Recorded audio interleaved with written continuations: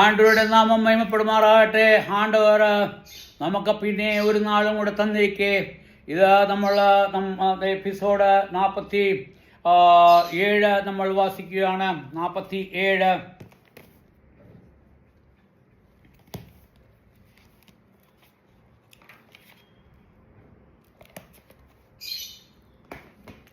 എന്താണ് ഇங்கே ആണ്ടവർ പേശുന്നത് നമുക്ക് ഒന്ന് പാർത്ത് കളയാം.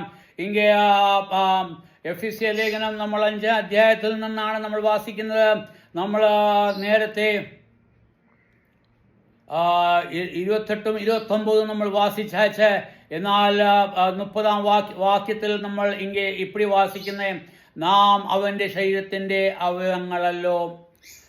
ഇங்கே ആണ്ടവർ പേശുന്നത് എന്നത് ചൊല്ലിയാൽ നമ്മൾ ആണ്ടവരുടെ ശരീരത്തിൻ്റെ അംഗമാണ് എന്ന് ചൊല്ലിയാൽ നമ്മൾ ആണ്ടവരുടെ ശരീരമാണ് എന്നാണ് ഇങ്ങനെ ചൊല്ലുന്നത്. അതായത് ആണ്ടവർ നമ്മുടെ തലയും നമ്മൾ അവൻ്റെ ശരീരമായിരിക്കുന്നു. ഇത് നമ്മൾ സഭയെ പറ്റിയും ആണ്ടവരായ യേശുക്രിസ്തുവെ പറ്റി ചൊല്ലുന്നത്. ആണ്ടവരായ യേശുക്രിസ്തു തല, ആണ്ടവരുടെ സഭ എന്ന് ചൊല്ലുന്നത് ആണ്ടവരുടെ ശരീരം. അത് ഇங்கே என்ன சொல்லுது? ഇത് என்ன சொல்லுது? നാം അവൻ്റെ ശരീരത്തിൻ്റെ അവയവങ്ങളിൽ നമ്മൾ നല്ലപോലെ വിസാരിച്ച് നമ്മൾ എന്നെ പാക്കുന്നത്, നാം അവൻ്റെ ശരീരത്തിൻ്റെ അവയവം എന്നല്ല ചൊല്ലിരിക്കുക, അവയവങ്ങൾ. അതായത് നമ്മൾ എല്ലാവരുമേ ശരീരത്തിൻ്റെ വേറെ ഓരോ പാർട്ടായിട്ടാണ് ആണ്ടവർ നമ്മളെ കാണുന്നത്. അതായത് ഞാൻ ചിലപ്പോൾ അവൻ്റെ ഒരു വിരലായിരിക്കാം, മറ്റവൻ അവൻ്റെ മറ്റേ വിരലായിരിക്കാം, അല്ലെങ്കിൽ കൈ ആയിരിക്കാം, അല്ലെങ്കിൽ കാലായിരിക്കാം, അല്ലെങ്കിൽ മൂക്കായിരിക്കാം. അതായത് ഓരോ അവയവങ്ങളും ആണ്ടവരുടെ ശരീരത്തിൻ്റെ അവയവങ്ങളാണ്. അതായത് അത് എല്ലാം കൂടെ കൂടുമ്പോൾ താൻ ആണ്ടവരുടെ ശരീരമാവുകയുള്ളൂ. അതായത് നമുക്ക് നല്ലപോലെ വിസാരിക്കണം, നല്ലപോലെ നമ്മൾ പാക്കണം. ആണ്ടവർ നല്ലപോലെ ചൊല്ലുക, നാം അവൻ്റെ ശരീരത്തിൻ്റെ അവയവങ്ങൾ. അതായത് നമ്മളെ പിരിച്ചു മാറ്റാൻ പറ്റത്തില്ല. ഇന്ന് നമ്മൾ പേശുന്ന മാതിരി, ഞാൻ ബെന്തിക്കോസ്, ഞാൻ അല്ലെങ്കിൽ വേർപാട്, അല്ലെങ്കിൽ ഞാൻ മർത്തോമ, അല്ലെങ്കിൽ കാത്തലിക്, അല്ലെങ്കിൽ ഞാൻ ഇന്ന സമുദായം അപ്പടി ഒന്നുമേ ഇല്ല. എല്ലാവരും ആണ്ടവരായ യേശുക്രിസ്തുവിനെ രക്ഷിതാവായി സ്വീകരിച്ച ഏവരുമേ, അതായത് ആണ്ടവരായ യേശുക്രിസ്തുവിനെ സ്വന്തം ഹൃദയത്തിൽ സ്വീകരിച്ച ഏവരുമേ നമ്മൾ ആരായിരിക്കുന്നു? കർത്താവിൻ്റെ പുത്രന്മാരും മറ്റുമല്ല, നമ്മൾ കർത്താവിൻ്റെ ശരീരമായിരിക്കുന്നു. ഇതെല്ലാവരും കൂടുമ്പോഴാണ് സഭയാവുന്നത്. അല്ല, ചർച്ച് ബിൽഡിംഗ് അല്ല സഭ. നമ്മൾ ചൊല്ലുന്നത്, ഞാൻ സഭയിൽ പോയെന്ന് ചർച്ച് ബിൽഡിങ്ങിൽ പോയി, അപ്പടിയല്ല. സഭയെന്ന് ചൊല്ലിയാൽ എവിടെ ആണ്ടവരുടെ മക്കൾ എല്ലാവരുമേ കൂടുന്നോ അതുതാൻ സഭ. ആ സഭയിലെ കാര്യമാണ് ചൊല്ലുന്നത്. നമ്മൾ ശരീരത്തിൻ്റെ അവയവങ്ങളല്ലോ. അതായത് ആണ്ടവരുടെ ശരീരത്തിൻ്റെ അവയവങ്ങൾ താൻ നമ്മൾ, അല്ലെങ്കിൽ അവൻ്റെ ശരീരത്തിൻ്റെ ഓരോ പാർട്ടാണ് നമ്മൾ. അടുത്ത വാക്യത്തിൽ നമ്മൾ എന്ത് വാസിക്കുന്നത്?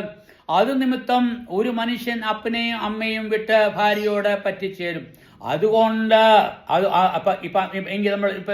നമ്മൾ ഈ 31ാം വാക്യം നമ്മളൊന്ന് മനസ്സിൽ വിചാരിച്ച് നമുക്ക് പാക്കണം. അത് നിമിത്തം നമ്മൾ ആണ്ടവരുടെ ശരീരമായതുകൊണ്ട്, അല്ലെങ്കിൽ ശരീരത്തിൻ്റെ ഭാഗമായതുകൊണ്ട് എന്ന പറ്റിയൊക്കെ, അത് നിമിത്തം ഒരു മനുഷ്യൻ അപ്പനെയും അമ്മയും വിട്ട് ഭാര്യയോട് പറ്റിച്ചേരും. അതായത് ഇங்கே ആണ്ടവർ ഭാര്യയും ഭർത്താവിനെയും പിന്നെയും കമ്പയർ பண்ணுவாണ്. അതായത് ഭാര്യ ഭർത്താവിനോട് പറ്റിച്ചേരണം. അതെന്നല്ലേ ഇരിക്കുന്നത്? ഒരു മനുഷ്യൻ അപ്പനെയും അമ്മയും വിട്ട് ഭാര്യയോട് പറ്റിച്ചേരും, അല്ലെങ്കിൽ ഭർത്താവ് ഭാര്യയോട് പറ്റിച്ചേരണം. അത് രണ്ടും കൂടെ ഒരുമിച്ച് പറ്റിച്ചേർന്നെങ്കിൽ മറ്റുമേ നമുക്ക് അത് ഒരു ശരീരമാകത്തുള്ളൂ. നമ്മൾ എപ്പോഴും വേണമെങ്കിൽ നീ എന്നോട് കൂടെ പറ്റിച്ചേര, അല്ലെങ്കിൽ ഞാൻ നിന്നോട് പറ്റി കൂടി ചേർത്തില്ല, അപ്പോഴല്ല. നീ ഭാര്യയാണെങ്കിൽ അവളും നിന്റെ അടുത്ത് പറ്റിച്ചേരണം, ഭർത്താവും അവളോട് കൂടെ പറ്റിച്ചേരണം. അപ്പം താൻ ഒരു ശരീരമാകുന്നത്. நீ அல்லாத நீ வேறே வேறே வேறே ഇരിക്കുകയാണെന്നുണ്ടെങ്കിൽ നീ ശരീരമാവാതെ ഇங்கே ആണ്ടവർ ചൊല്ലുന്ന സത്യം എന്നതെന്ന് ചൊല്ലിയാൽ നിങ്ങൾ എന്ത് ചെയ്യണം? നിങ്ങൾ അപ്പനെയും അമ്മയും നിങ്ങൾ വിടണം. അപ്പനെയും അമ്മയും എന്തുകൊണ്ട് വിടണം? നമ്മൾ ചൊല്ലുവാന്നുണ്ടെങ്കിൽ നമുക്ക് രക്തബന്ധം ആരോട് കിടക്കുന്നത്? ആരുതാൻ നമുക്ക് ജീവൻ നൽകിയിരിക്കുന്നത്? ആരുതാൻ നമ്മളെ ഈ ഭൂമിയിൽ കൊണ്ടുവന്നത്? അപ്പനും അമ്മയെ താൻ. അവൻ്റെ രക്തം താൻ നമ്മളിലോടുന്നത്. ആ അപ്പനെയും അമ്മയും വിട്ട് അതിലും പെരിയ ബന്ധമാണ് ഭാര്യയും ഭർത്താവും തമ്മിലുള്ള ബന്ധം. അതായത് നമ്മൾ വിചാരിക്കും അപ്പനും അമ്മയാണ് നമ്മുടെ പെരിയ ബന്ധം.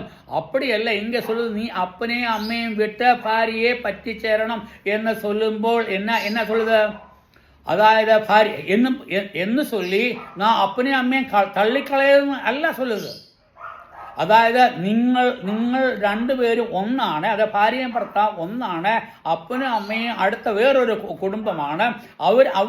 അവർ തമ്മിൽ പറ്റിച്ചേരണം. ഇവരെല്ലാവരും സഭയുടെ ഓരോ അംഗങ്ങളാണ്, അല്ലെങ്കിൽ ആ സഭയുടെ ഓരോ ഭാഗങ്ങളാണ്. അത് നമ്മൾ ഓരോരുത്തരും പ്രത്യേകമായിട്ട് നമുക്ക് പാക്കലാം. ഇരുവരും ഒരു ദേഹമായി തീരും. ഈ ഭാര്യയും ഭർത്താവും എന്നായിരിക്കും?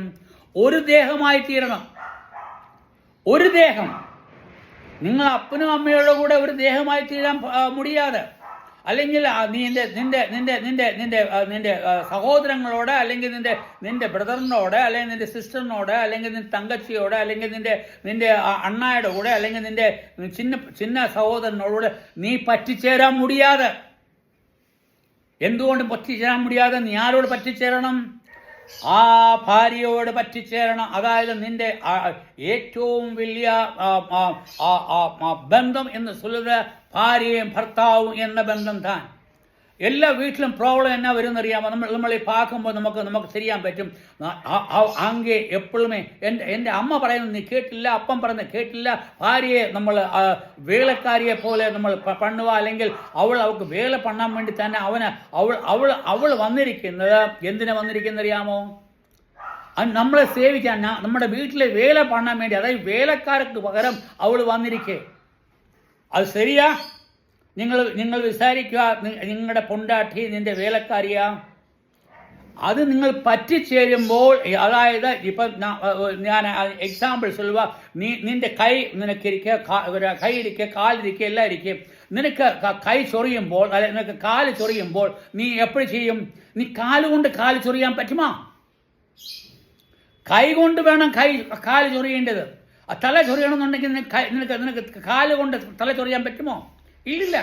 കൈ കൊണ്ട് താൻ ചൊറിയണം. ഞാനിപ്പം ചൊറിയുന്ന പോലെ. അതായത് ശരീരം ഒരുമിച്ചിരുന്നെങ്കിൽ മറ്റും താൻ അത് അപ്പടി ചെയ്യാൻ പറ്റും. നിന്റെ സഹോദരങ്ങളല്ല നിനക്ക് തുണയായിരിക്കുന്നത്. സഹോദരങ്ങൾ നിങ്ങൾക്ക് തുണയാണ്. ഞാൻ അല്ല എന്നല്ല ചൊല്ലുന്നത്. ഞാൻ അതല്ല മീനിങ് പറഞ്ഞത്. ഞാൻ ചൊല്ലുന്നു കഴിഞ്ഞാൽ നിന്റെ ഏറ്റവും വലിയ ബന്ധം എന്ന് ചൊല്ലിയാൽ, അല്ലെങ്കിൽ നിന്റെ ഏറ്റവും വലിയ സ്വന്തം എന്ന് ചൊല്ലിയാൽ നിന്റെ ഭാര്യയാണ്. നീ ഭാര്യയോടെ പറ്റിച്ചേർന്ന് അവക്ക് ചിത്തമായ നമ്മൾ ചെയ്യുക. അത് നമ്മൾ മേളിൽ നമ്മൾ വാസിച്ചു. ആണ്ടവർ അതിന് എല്ലാമേ എക്സാമ്പിൾ തന്നാച്ചേ. അതൊന്നും ഞാൻ നിങ്ങളോട് ഞാൻ അതിനെപ്പറ്റി പേശുവാൻ തക്കോണം ഞാൻ ആഗ്രഹിക്കാതെ. എന്നാൽ ഇங்கே ആണ്ടവർ ചൊല്ലുന്ന സത്യം എന്നത് ഇരുവരും ഒരു ദേഹമായി തീരും. അതായത് ഭാര്യയും ഭർത്താവും ഒരു ശരീരം. അമ്മയും അപ്പനും ഒരു ശരീരമാണെന്നല്ല ചൊല്ലിയത്, അല്ലെങ്കിൽ സഹോദരങ്ങൾ നമ്മുടെ ശരീരമാണെന്നല്ല ചൊല്ലിയത്, അല്ലെങ്കിൽ നമ്മുടെ ഫ്രണ്ട് നമ്മുടെ ശരീരം. ആര് നമ്മുടെ ശരീരം? ഭാര്യ താൻ ശരീരം. അന്നേരം നമ്മുടെ ശരീരത്തെ നമുക്ക് മാറ്റി വെക്കാൻ പറ്റുമോ? നമുക്ക് പറ്റാതെ. അതുകൊണ്ട് എങ്കിൽ നമ്മൾ ഒരു ദേഹമായി തീരും. 32-ാം വാക്യത്തിൽ ഈ മർമ്മം വലിയത്. അതായത് ഇതൊരു സീക്രട്ട് താൻ. ഇതൊരു അറിഞ്ഞുകൂടാത്ത സത്യം താൻ. നിങ്ങൾക്ക് വിശ്വസിക്കാൻ പറ്റാത്തൊരു സത്യം. മർമ്മം എന്ന് ചൊല്ലിയാൽ അറിയാൻ വയ്യാത്ത സത്യം ആണ്ടവർ നമ്മളോട് ചൊല്ലുക.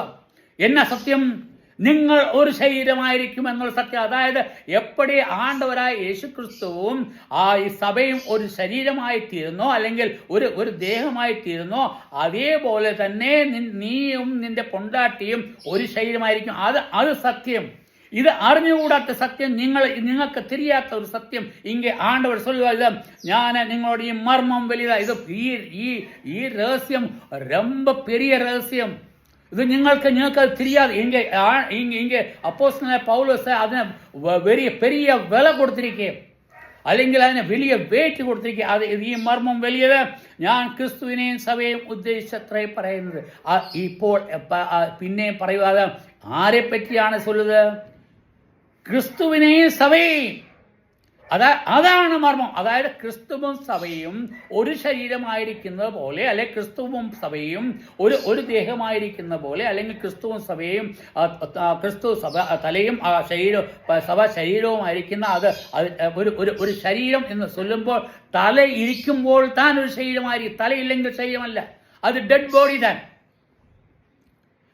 തല ഇരിക്കുമ്പോൾ താൻ ഒരു ശരീരം അതായത് നമുക്ക് എന്തെങ്കിലും വേല പണമെന്നുണ്ടെങ്കിൽ എന്നാ വേണം നമുക്ക് തലയും വേണം നമ്മുടെ ശരീരവും വേണം അതായത് ഇത് രണ്ടും കൂടി അത് താൻ ഒരു பெரிய மர்மம் ഞാൻ இங்கே வைக்குவா என் சமயம் இங்கே முடிஞ்சாச்சு இங்கே ஆண்டவர் சொல்லுது என்ன சொல்லுது இது பெரிய மர்மம் നിങ്ങൾക്ക് தெரியாத மர்மம் ഞാൻ சொல்லுவா നീ നിന്റെ പൊണ്ടാട്ടി നിന്റെ ശരീരം അത്രേ നീ അവളെ നേസിക്കണം നീ അവളെ പരിപാലിക്കണം നീ അവളെ പോറ്റണം അവൾക്ക് തേവപ്പെടുന്നതെല്ലാം നീ കൊടുക്കണം പൊണ്ടാട്ടിയുടെ ചുമതല എന്നാ നീ ഭർത്താവിനെ